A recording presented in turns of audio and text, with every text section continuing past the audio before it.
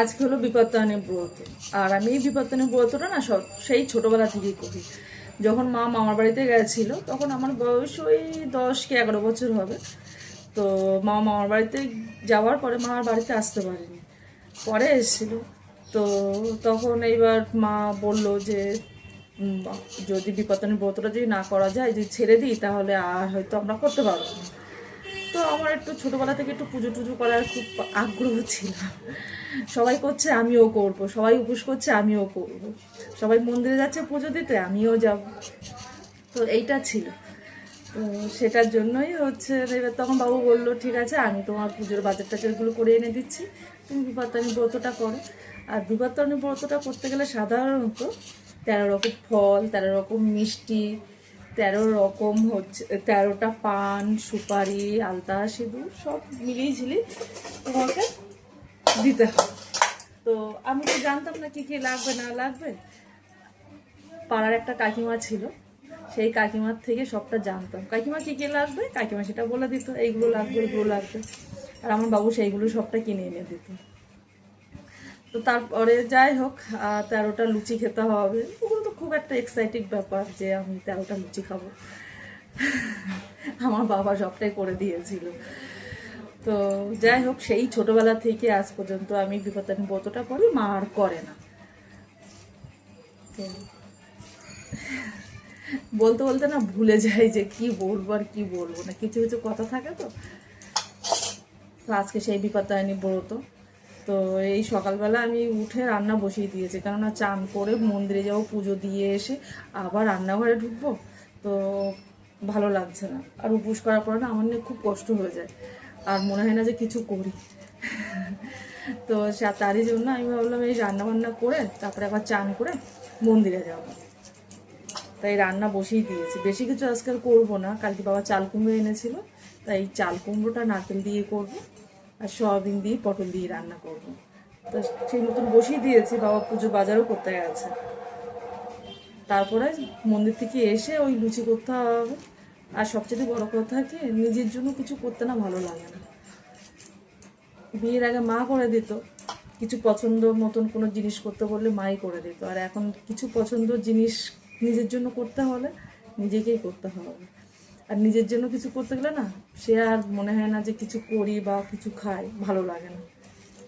আমার তো অন্তত লাগেই না, ইচ্ছেই করে না। মনে হয় নিজের জন্য পালা তো ঠিক আছে, একটু শুয়ে বা ঘুমিয়ে পড়ি বা হোক কিছু করি। আর এই রোজ সকাল সকাল না মেঘটা হচ্ছে আর বৃষ্টিও হচ্ছে, ভালো লাগে সকাল সকাল মেঘ বৃষ্টি হলে। প্রথম প্রথম ভালো লাগে, সব রোজ রোজ ভালো লাগে না। চাল কুমড়োটা বেশ কচিয়ে আছে, ও ঘুম থেকে উঠেছে, ওকে বললাম একটু চাল কুমড়োটা একটু মাঝখান দিয়ে ফাল দিতে, কেননা মেয়েদেরকে তো চাল কুমড়ো ফাল দিতে নেই, তার জন্য।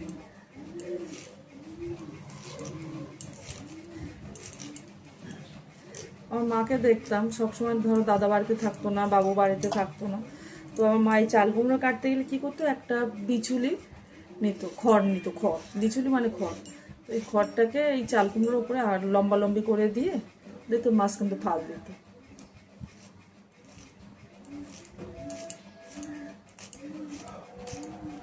আর আমি এটা হচ্ছে ওর কাছ থেকে কেটে নিলাম, ওকে বললাম একটু চাল কুমড়োটা মাঝখান দিয়ে ফাল দিয়ে দাও।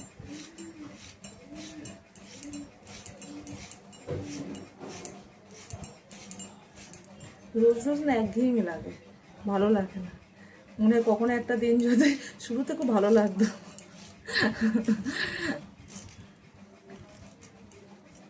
তার জন্য কথায় কথায় সব বলে না, সংসার করো বুঝতে পারবে সংসারের ঠেলা। সব আনন্দ সব মিটে যাবে, ঘুচে যাবে। টাইম মতন রান্না করা, সবাইকে খেতে দেওয়া, সব কিছু। এই যেমন আজকে ধরো উপোস করবো, কি উপোস করে আছি, সকালটা ধরো কিছু খাইনি, সেই পুজো দেওয়ার পরে খাবো, তারপরে সারাদিন থাকবো। তো একটা জিনিস কি জানো, আমি যদি উপোস করে থাকি, আমার বাবা না কত ফল আর মিষ্টি এনে হাজির করবে। আমি মিষ্টিটা অতটা পছন্দ করি না, মিষ্টিটা পছন্দ করে আমার মা। কিন্তু মিষ্টি যদি নিয়ে আসে আমার মার লাভ। একটা একটা একটা কথা কি জানো, আমার মা না ছানার জিলিপি খুব পছন্দ করে। তো কি হয়, আমার বাবু সব মিষ্টি নেবে, ছানার জিলিপি কখনো নেবে না, বলবে ওটা ভালো মিষ্টি না, ওটা আমি কিনবই না। আর আমি যখন উপোস করি তখন আর বাবুকে বলি ছানার জিলিপি খাবো, মায়ের জন্য বলি। আমি ভাবছি বৃষ্টি হচ্ছে,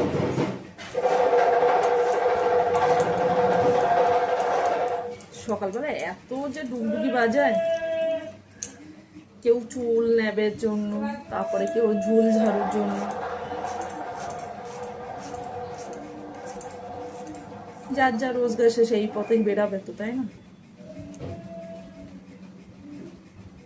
তাদের ঝড় জল বৃষ্টি যাই হোক তাদেরকে বেরোতে হবে।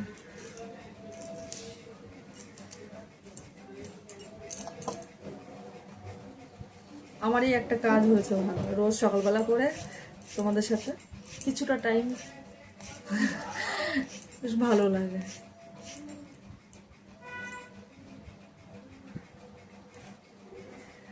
একটা ব্লাউজ বানিয়েছিলাম, হয়ে গেছে 2-3 মাস হয়ে গেছে।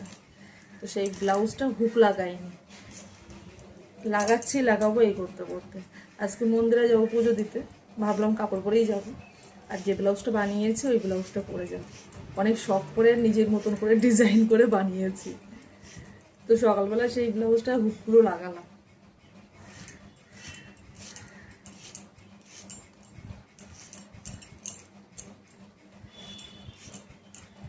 যাক, তোমাদের সাথে কথা বলতে বলতে আমার এদিকে চাল কুমড়োটা কাটাও হয়ে গেছে, ভাতটা ফুটে যাওয়ার মতন হয়ে গেছে।